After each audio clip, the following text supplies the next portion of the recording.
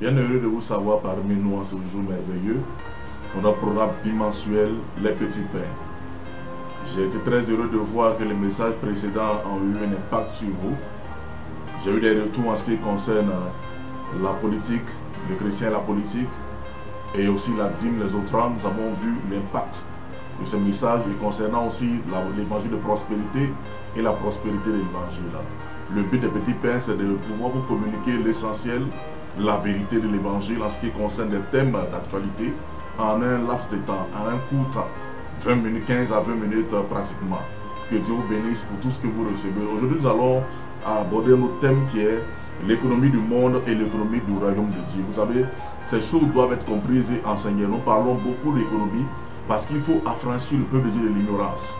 Et le but que nous voulons atteindre, c'est amener les chrétiens à une certaine maturité afin qu'ils puissent s'épanouir aussi à tous égards. Donc quand nous disons l'économie du monde et l'économie du royaume, quand nous parlons d'économie, nous faisons allusion généralement aux finances, à la prospérité vraiment matérielle. Qu'est-ce que nous pouvons comprendre? Nous aurons pu utiliser aussi système financier du monde ou système financier du royaume de Dieu. Nous allons aller à quelques définitions. En ce qui concerne l'économie, nous allons aborder ces définitions pour essayer de vous situer et vous amener à comprendre lorsqu'on parle d'économie, à quoi est-ce que nous faisons allusion généralement. Vous savez, le petit Larousse qui nous définit l'économie comme étant la qualité qui consiste à réduire les dépenses et à régler avec rigueur. C'est aussi ce que l'on épargne. Donc on parle d'une économie, c'est-à-dire que nous avons mis de l'argent de côté. Nous allons aussi la définition du mot économe, selon toujours le même petit Larousse. On dit qu'il sait en général éviter toute dépense inutile, qui donne avec mesure. Donc c'est quelqu'un qui est appelé à gérer. Nous allons aussi aller encore sur la définition d'économiste. Donc l'économiste, c'est celui-là même qu'on dit qui est le spécialiste de la science économique. Donc voilà ce que nous pouvons déjà comprendre sur ce qui a trait à l'économie, sur la définition concernant le petit Larousse. Maintenant, nous allons aller dans la définition grecque elle-même. Le grec parle de oikonomos. Oikonomos, ça veut dire un économe, ça veut dire un trésorier, un dispensateur, on dit aussi un administrateur, on dit aussi c'est un intendant. Donc le gestionnaire et de la maisonnée et des affaires domestiques. Donc celui-là est appelé économe.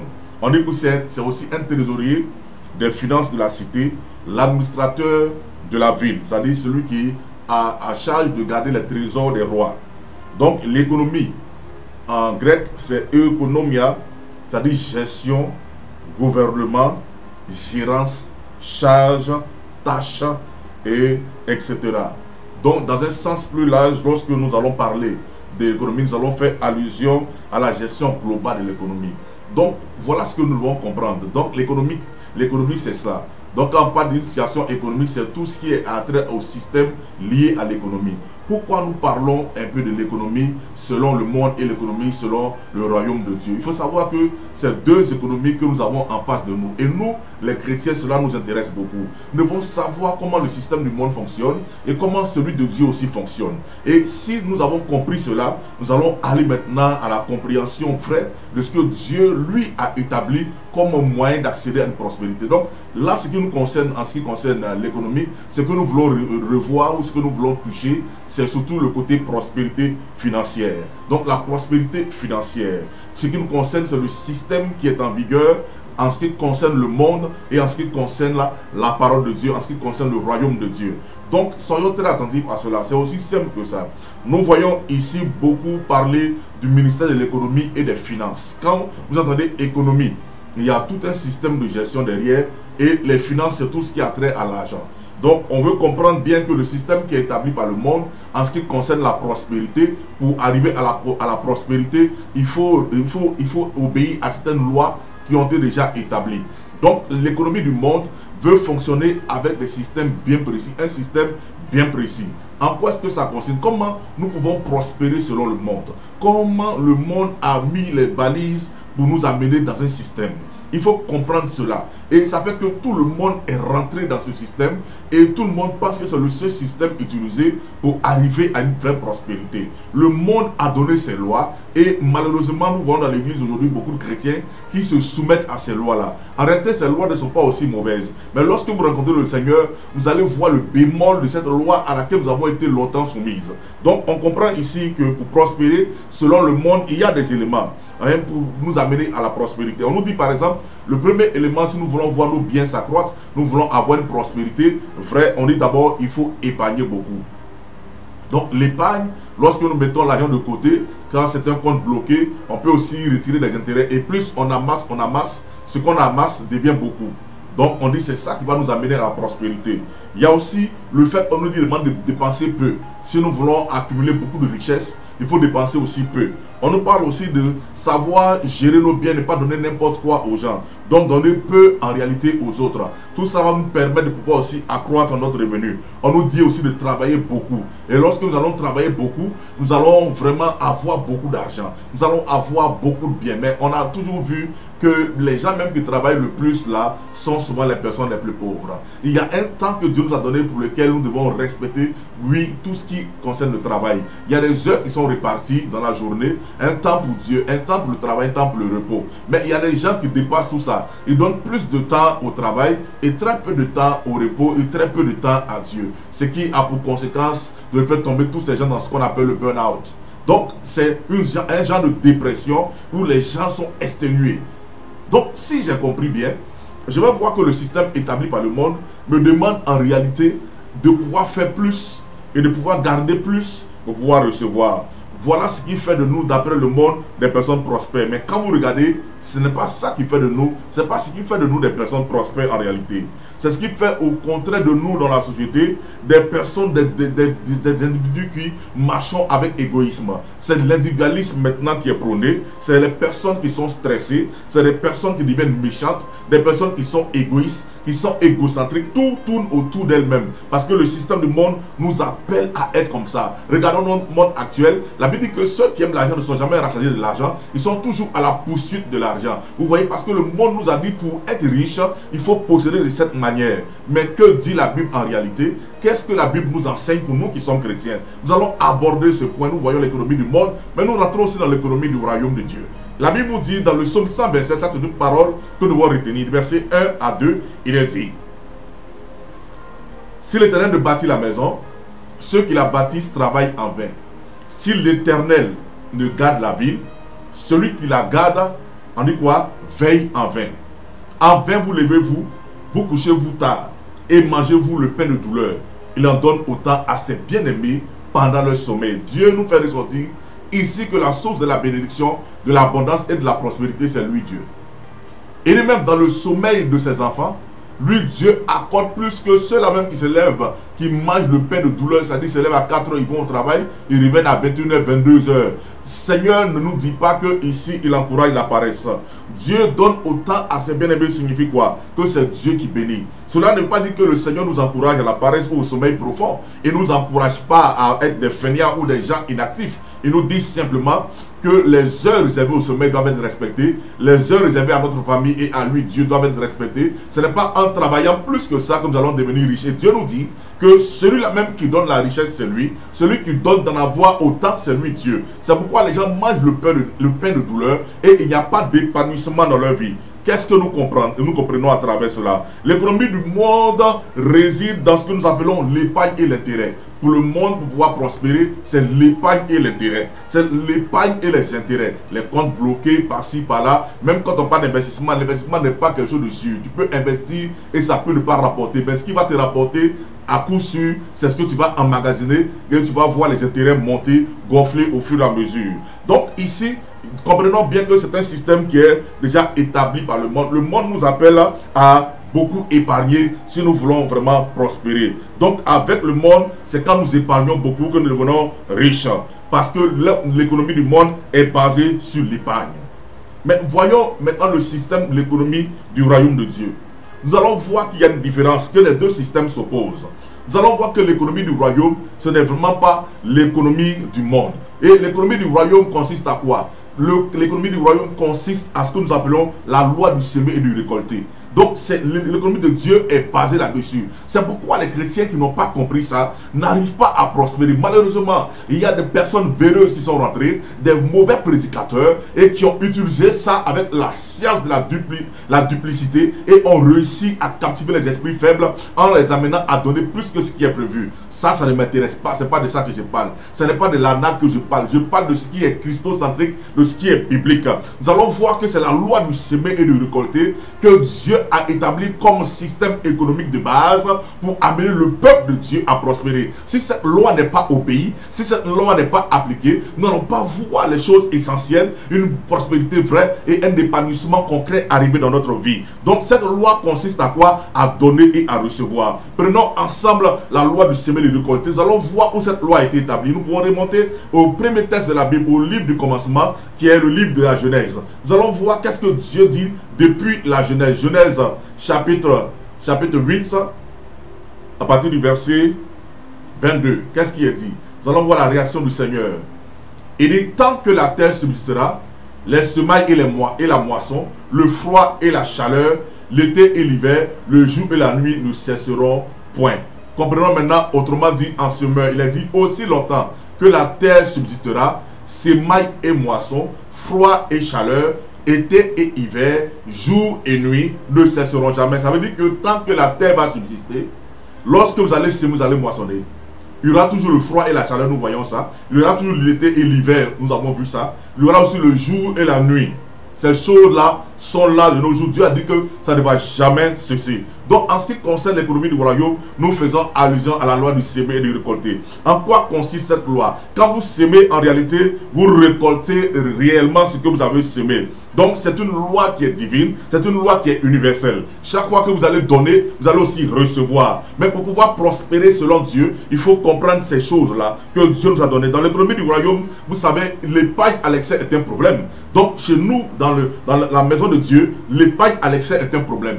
L'épargne à l'excès, en réalité, ne nous enrichit pas. En réalité, l'épargne à l'excès ne fait que nous appauvrir. C'est ce que la Bible nous dit quand nous prenons le livre de Proverbes, chapitre 11, verset 24. Nous allons voir que la Bible a déjà réglé ce problème-là. Je dois me référer à cela. Donc, Proverbes, chapitre 11, à partir du verset 24. Qu'est-ce qui nous est dit ici? Lisons la parole de Dieu. La Bible dit que tel qui donne libéralement devient plus riche, et tel qui épargne à l'excès ne fait que s'appauvrir. Donc la pauvreté est la récompense aujourd'hui de celui qui épargne à l'excès. Celui qui épargne à l'excès, selon le monde, il est en train de prospérer, mais selon Dieu, il est en train de s'appauvrir. Vous savez, toute crise peut subvenir et nous allons voir que les moyens que nous avons mis de côté peuvent poser problème. Si une banque fait faillite, nous perdons tout. À qui est-ce que nous allons nous référer? Il peut y avoir l'inflation, il peut y avoir une crise économique. Nous avons vu les gens perdre des milliards parce qu'il y a une crise économique et tout ce qu'ils pensaient être leur bien personnel, tout ce qu'ils pensaient être fortune, c'est retrouvé être zéro. Donc comprenons bien ce qu'il dit ici. Ce que la Bible nous dit ici. À quel système allons-nous obéir? Au système du royaume de ce monde, du monde ou au système du royaume de Dieu? À quelle loi allons-nous obéir? Nous n'avons pas confiance en Dieu, nous n'avons pas confiance à la parole de Dieu. C'est pourquoi nous avons des problèmes et nous ne voyons pas nos biens s'accroître. Alors que Dieu nous a donné la solution pour que nous puissions triompher, pour que nous puissions vraiment prospérer. Donc si nous voulons voir la prospérité arriver, si nous voulons voir la prospérité être notre partage, il faut obéir aux lois en vigueur du royaume en ce qui concerne la prospérité. Et cette loi repose sur le semer et le récolter. Donner et recevoir. C'est la chose que le Seigneur nous a donnée. Il dit, il y a plus de bonheur à donner qu'à recevoir. Il y a plus de choses à donner qu'à recevoir. Donc quand vous semez, vous moissonnez. J'entends des gens dire que non, et si tu sèmes, l'argent ne t'attend pas à recevoir et vraiment en retour l'argent. Mais ça, c'est vraiment idiot de raisonner comme ça. Comment peux-tu dire que si je sème quelque chose que je sème, c'est pas ça qu'il va récolter? Va dire au planteur qu'il sème la banane, qu'il s'attend à recevoir de l'arachide.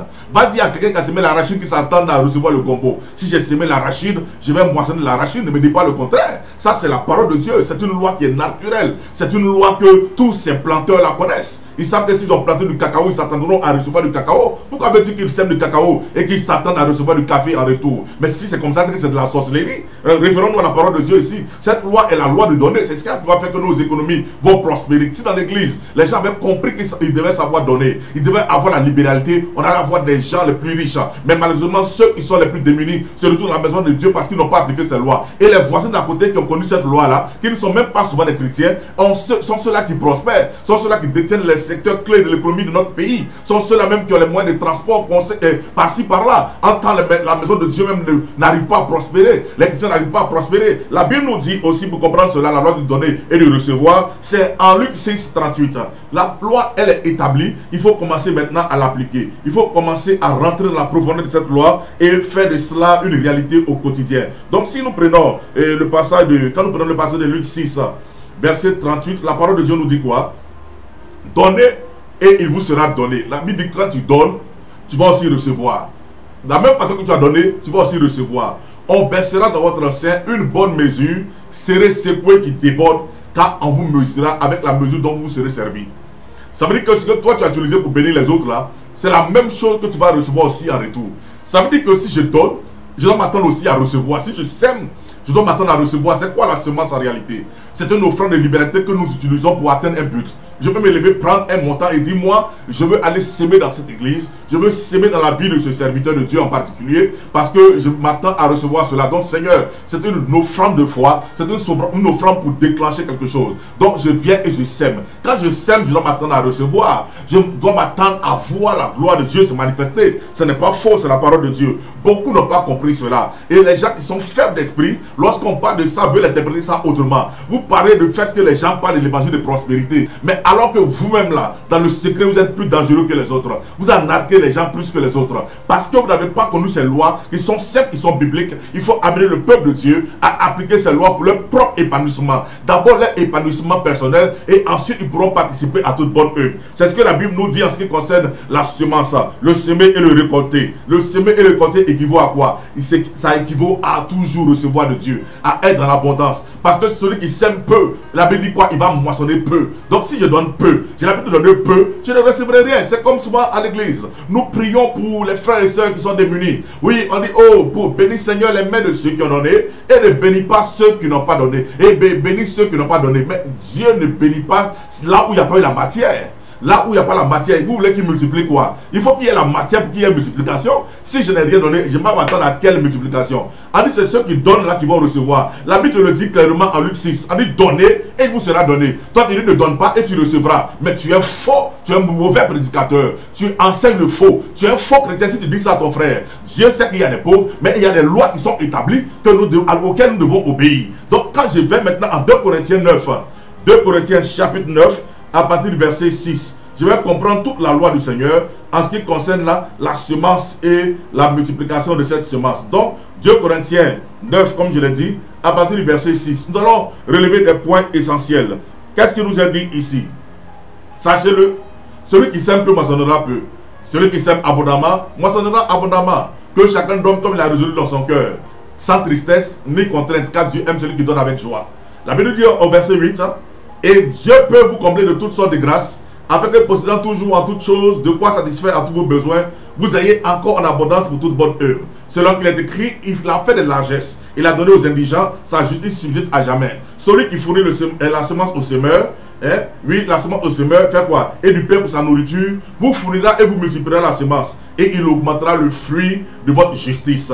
Vous serez de la sorte, verset 11, enrichis à tous égards pour toute espèce de libéralité qui, par votre moyen, feront offrir à Dieu, on dit quoi? Des actions de grâce. Arrêtons-nous ici simplement. Quand nous prenons la première partie qui est le verset 6, on nous dit quoi? Sachez que celui qui sème peu moissonnera peu. Si tu as l'habitude de donner peu, à quoi est-ce que tu t'attends? Si j'ai semé, oui, allez dire à un planteur qui a semé sur 2 mètres carrés et puis il veut récolter 2 hectares, mais ça ne marche pas. Si j'ai semé sur 1 mètre carré, la récolte va se situer dans les 1 mètre carré. Si j'ai semé sur 1 hectare, la récolte va aller à 1 hectare. Je vais pouvoir moissonner les 1 hectare et ça va devenir beaucoup. Ça me sera utile pour moi-même et pour toute bonne œuvre. Ce que vous devez savoir, on dit que Dieu nous comble toutes sortes de grâces, ça veut dire de dons, avec que nous puissions en jouir, pour que nous soyons dans l'abondance. On dit que c'est Dieu qui fait ça. On dit qu'il fournit la semence au semeur. Ce que j'ai eu là, je reconnais que c'est Dieu qui m'a accordé les moyens. Et quand je sème, je fais le retour à l'envoyeur et Dieu me ramène en même temps ce que j'ai donné. Dieu me ramène ça encore multiplié. On dit quoi? Il multiplie la semence. Il ne fait pas que fournir la semence au semeur.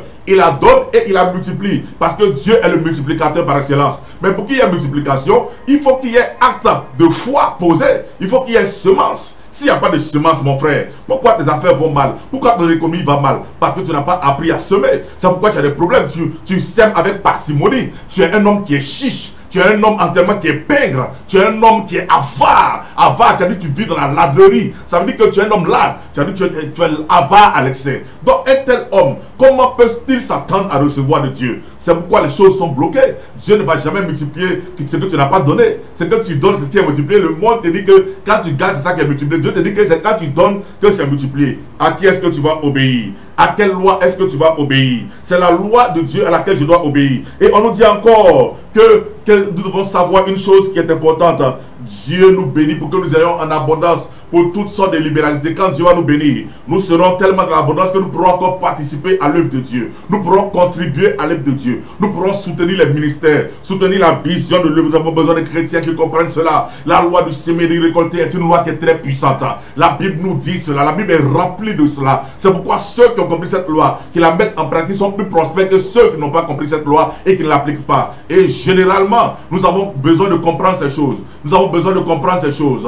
Et que quand nous comprenons la parole de Dieu, nous devons aller maintenant dans la réalité du Seigneur. Ça veut dire que cette prospérité-là, personne ne pourra l'arrêter. Je prends maintenant ici un passage très important en ce qui concerne Genèse 26, du verset 1 à 4. Après, nous allons lire 12 à 17. C'est deux trucs essentiels qui nous intéressent et nous devons pouvoir les appliquer. On dit ici en Genèse chapitre 26, à partir du verset 1 à 4.